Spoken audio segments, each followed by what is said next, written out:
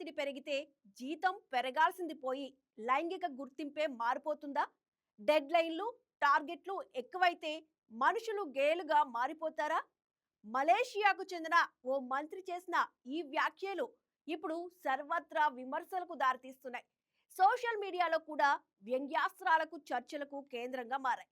పని ఒత్తిడి, సామాజిక ప్రభావం వల్లే ఎల్జీబీటీ ధోరణులు వస్తాయంటూ పార్లమెంటులో ఆయన చేసిన వ్యాఖ్యలపై నెటిజన్లు సెటైర్లు సంధిస్తుండగా మానవ హక్కుల సంఘాలు తీవ్రంగా ఖండిస్తున్నాయి. బాధ్యత గల పదవిలో ఉన్నవారు ఇలాంటి నిర్లక్ష్య వ్యాఖ్యలతో సమాజానికి తప్పుడు సంకేతాలు ఇస్తున్నారన్న ఆరోపణల మధ్య ఈ వివాదంపై పూర్తి కథనం ఇప్పుడు చూద్దాం.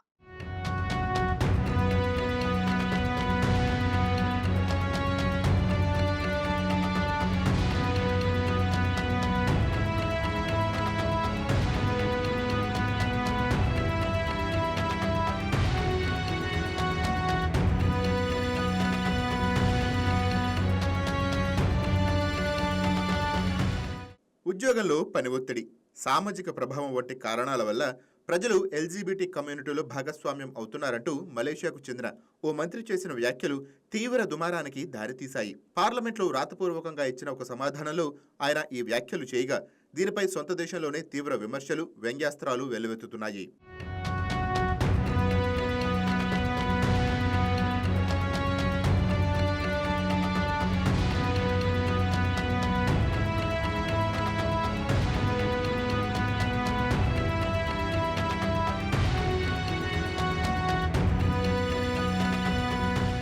మలేషియాలో మత వ్యవహారాల శాఖ మంత్రిగా ఉన్న డాక్టర్ జుల్కిఫ్లీ హసన్ ఈ వివాదాస్పద వ్యాఖ్యలు చేశారు.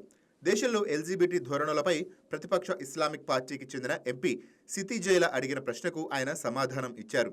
పని ఒత్తిడి, సామాజిక ప్రభావం, మత విశ్వాసాలు లోపించడం వంటివి ఎల్జీబీటీ ప్రవర్తనకు కారణాలని ఆయన పేర్కొన్నారు.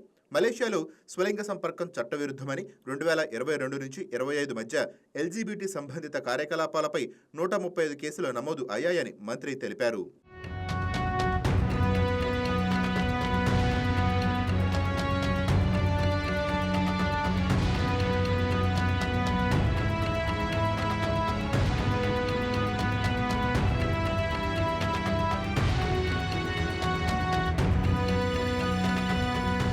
మంత్రి వ్యాఖ్యలపై సోషల్ మీడియాలో నెటిజన్లు తీవ్రంగా స్పందించారు.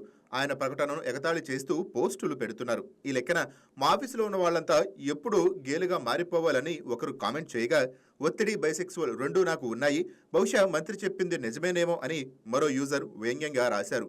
మరికొందరు దీన్ని కార్మిక హక్కులతో ముడిపెడుతూ జనాలు గేలిగా మారకుండా ఉండాలంటే ప్రభుత్వం కనీస వేతనాలు పెంచి 4 రోజుల పని దినాలు ప్రవేశపెట్టాలంటూ సెటైర్లు వేస్తున్నారు.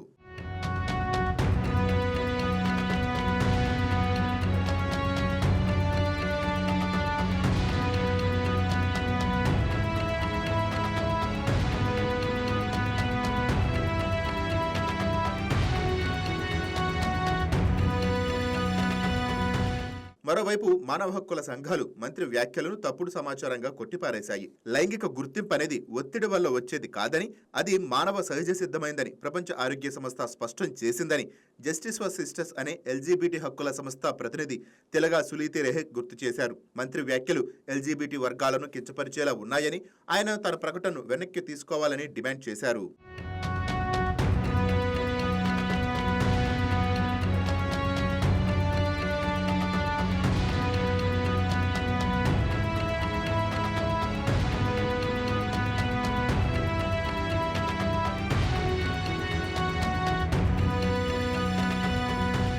బాధ్యత గల పదవిలో ఉన్న వాళ్ళు బాధ్యతగానే సమాధానం కూడా చెప్పాలని, ఇలా అర్థంపర్థం లేకుండా నిర్లక్ష్యంగా ఇచ్చే సమాధానాలు సమాజానికి తప్పుడు సంకేతాలు ఇస్తాయని మండిపడుతున్నారు ప్రతిపక్ష నేతలు.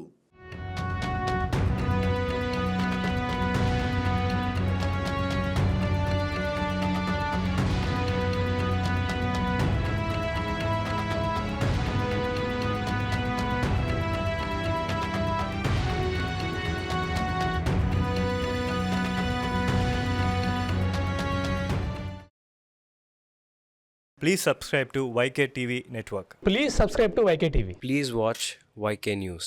Don't forget to subscribe YK News channel.